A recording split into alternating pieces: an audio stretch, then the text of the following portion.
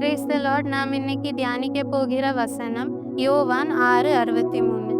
ஆவியை உயிர்ப்பிக்கிறது, மாம்சமானது ஒன்றுக்கும் உதவாது. நான் உங்களுக்கு சொல்லுகிற வசனங்கள் ஆவியாயும் ஜீவனுமாய் இருக்கிறது. இந்த 6வது அதிகாரத்தை நாம் தியானிக்கும் போது அநேக மக்கள் இயேசுவை தேடி வருகிறார்கள். ஆனால் இயேசு அவர்களுடைய இருதயத்தை அறிந்து கொண்டு சொல்லுகிறார், நீங்கள் அப்பம் புசித்து திருப்தியானபடியினாலே என்னை தேடி வருகிறீர்கள்.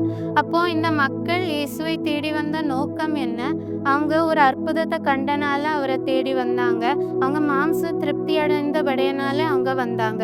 அவங்க இயேசுடைய வசனங்களை கேட்கும்படியாக வரல. அதனாலதான் ஏசப்பா சொல்லுகிறார், மாம்சமானது ஒன்றுக்கும் உதவாது. ஏன்னா மாம்சம் அழிந்து போகும், மாம்ச சிந்தனையோ மரணம்.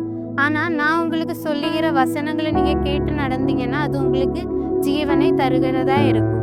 ஆனாலும் இந்த மக்களால அந்த வசனங்களை ஏற்றுக்கொள்ள முடியல, அதை புரிந்து கொள்ள முடியல. அதனால அநேகர் விலகி சென்றார்கள். அந்த வேளையில நம் சீஷர்களை பார்ப்போமானால் பேதுரு சொல்லுகிறார், ஆண்டவரே, யாரிடத்தில் நாங்கள் போவோம்?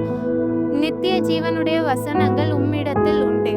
அப்போ இந்த சீஷர்கள் தேடி வந்த நோக்கம் என்ன? அதுதான் அவங்கள கடைசி வர வசனத்துல நிலை நிற்க கிருபை செஞ்சது. அது மாத்திரம் இல்ல, கடைசி வர மரணம் வந்தாலும் இதுக்கப்புறமும் நான் கர்த்தருடைய கூட நாங்க நித்தியமா வாழ்வோம் என்ற விசுவாசம் அவங்களுக்கு கொடுத்தது. அப்போ நாம் இயேசுவை தேடுகிற நோக்கம் மிகவும் அவசியமாக இருக்கிறது.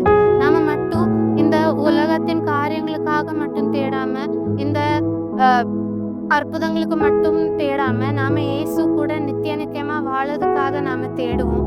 நம் கர்த்தருடைய வசனங்களை காத்து கொண்டு நடப்போம். பரம அழைப்புக்கு செவி சாய்ப்போம். பந்தய பொருளாகிய நித்திய ஜீவனை லெக்காய் வைத்து ஓடும். கர்த்தர் தாமே அதை பெற்றுக்கொள்ளும்படியாக நம்மளை நடத்துவார். ஆமென்.